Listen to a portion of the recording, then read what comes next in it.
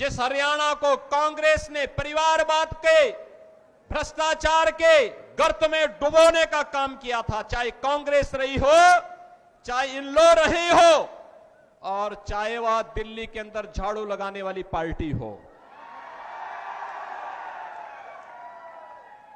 याद रखना, बहुजन समाज पार्टी के हाथी का पेट इतना बड़ा है, वो कभी भरता नहीं है, कभी नहीं भरने वाला है। वो वोट खराब हो जाएगा, याद रखना। और मैं यही कहने के लिए आज आपके पास आया हूं, बहन और भाइयों, कोई ऐसी गलती मत कर देना कि जो आपस में बंटे। याद रखना, बंटे तो कटे, ये कभी नहीं होने देना है। और ये कांग्रेस का जो हाथ है ना, ये अभी हालात को और बिगाड़ने के लिए आया है। कांग्रेस का हाथ बिगाड़ेगा हालात,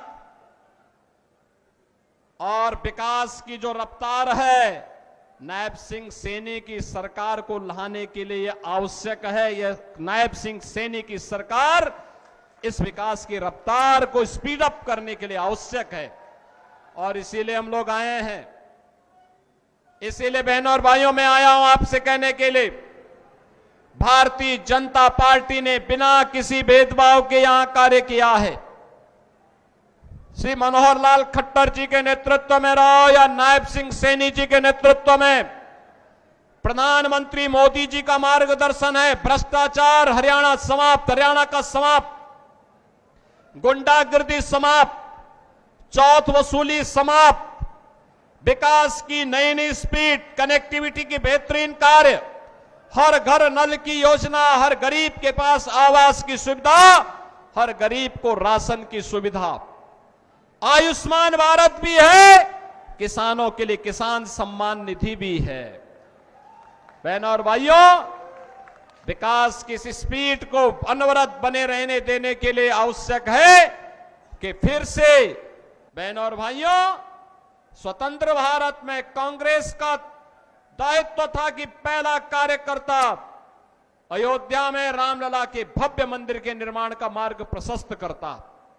कांग्रेस ने नहीं किया, क्योंकि कांग्रेस को भारत की आस्था का नहीं, अपने वोट बैंक की चिंता थी।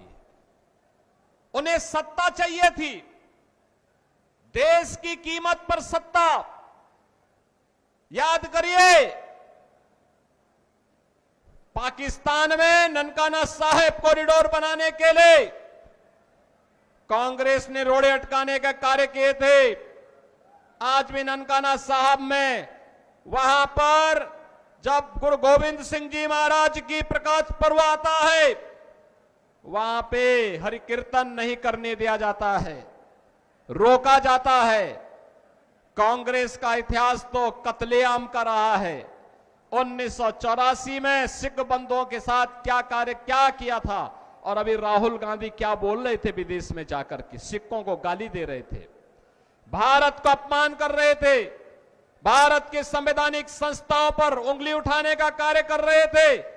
जो कांग्रेस भारत की महान गुरुओं की परंपरा का अपमान कर रही हो, जो कांग्रेस भारत के बाहर जाकर के जिस कांग्रेस के नेता भारत का अपमान करते हो, भारत की संवैधानिक संस्थाओं को कटघरे में खड़ा करते हो, उस कांग्रेस से उम्मीद करना कि कांग्रेस आपकी आस्था का सम्मान करेगी, ये बेवकूफी होगी। और कांग्रेस जो की थी उसको उसके हालात पर पहुंचाने का काम जनता जनार्दन ने किया।